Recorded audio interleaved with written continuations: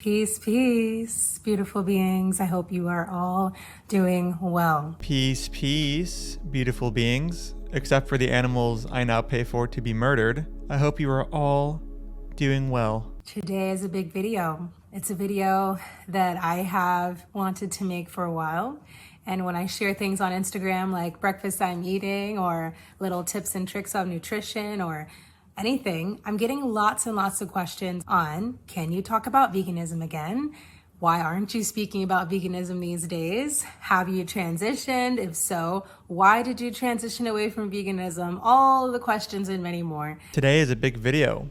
It's a video that I've wanted to make for a while. When I'm sharing things on Instagram nowadays, like the dismembered corpses of innocent beings that I now consume on a daily basis, I'm often asked if I could start posting about anti-animal abuse again, or if I'm still anti-animal abuse. Why haven't I posted content on anti-animal abuse? Have I transitioned away from anti-animal abuse? And even why have I transitioned away from anti-animal abuse? All of the questions and many more.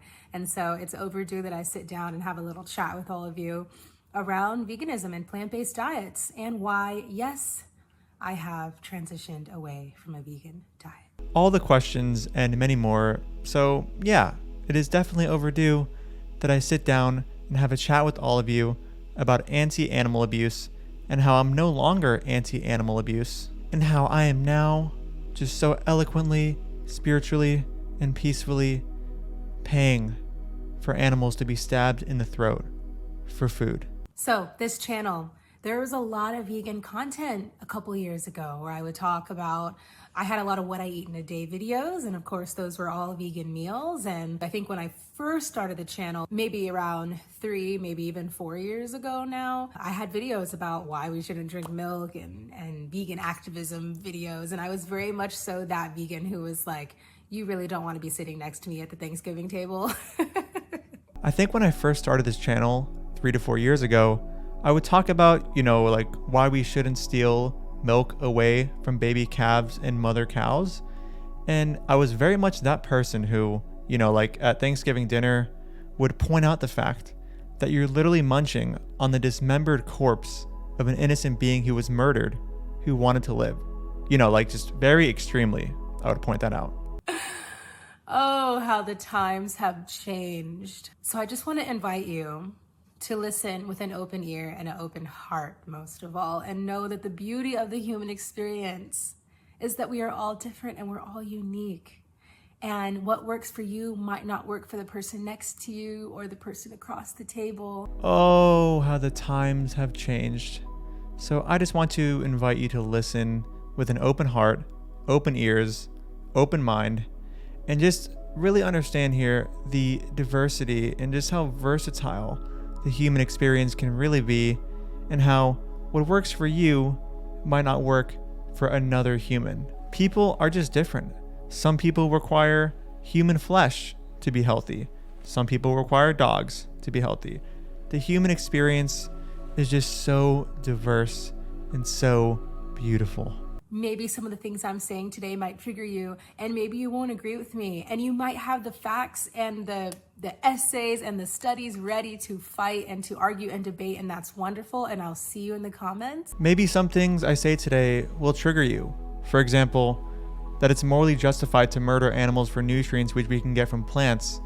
Just maybe you're against murder, and that's the beauty of the human experience. Some humans oppose murder, and other humans just simply don't. And you may have the studies to just debunk literally everything I'm saying.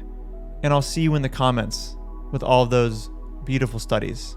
I don't have to tell you, right? Let's try to stay polite and remember that this human experience is really about love. But let's try to stay polite as I literally just sit here and spout misinformation which further justifies the exploitation and murder of innocent beings. Just stay calm while I do that. I'm sure that's going to be very easy for anybody who vehemently opposes murder. Remember, everybody, this human experience is about love. That's why I'm sitting here in front of a camera advocating for murder. So yes, I actually did study holistic nutrition at the Institute of Transformational Nutrition. They used to have a holistic nutrition certification, and I think they've changed it now to something else, but that's what I did. But then as I was learning, I started to get funneled into that Dr. Sebi alkaline raw food tunnel. And I'm sure a lot of you have seen it on the internet. And that is very much so promoting veganism for any and all beings, alkaline living, raw food, raw veganism. And as you saw my channel years ago, I did experience raw veganism for almost a year. I was raw vegan in New York City in the cold, like, ugh. Why was I doing that to myself? But it's all a learning process, right? We learn as we go. After about almost 5 years of strict veganism, things started to shift for me. My hormones or my adrenal glands, my stress response, something started to switch. So when your body doesn't feel safe, it's going to start doing all sorts of things. When you're starving yourself, you're doing these yo-yo diets, you're doing this keto stuff, this intermittent fasting. Remember when I did so much intermittent fasting? It was not helping me. It was backfiring on me 100%. So unlike every other ex-anti-animal abuse YouTuber, I decided to take a very pseudoscientific approach and try a raw anti-animal abuse diet. So after 5 years of continuing to adhere to a pseudoscientific anti-animal abuse lifestyle, where I most likely also didn't supplement properly, my hormones just started to switch. I mean, I was just so shocked that my hormones were so out of whack, while being a person who consumed a raw anti-animal abuse diet and also yo-yo dieting between a bunch of different diets. What a shocker. The female body, to my understanding now, benefits greatly from animal fats, from real fats. So the female body, to my knowledge, benefits greatly from animal fat, from real fat. Fat from plants isn't real fat. They're just cartoons. Our bodies want to feel safe. Our bodies want to feel safe. And you know what? Or should I say who wants to also feel safe?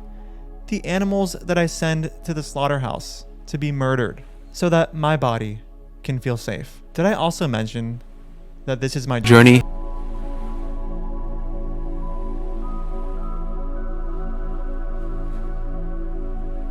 Dude, even vegans don't get your weird, stupid wannabe sense of irony here. Who is your audience?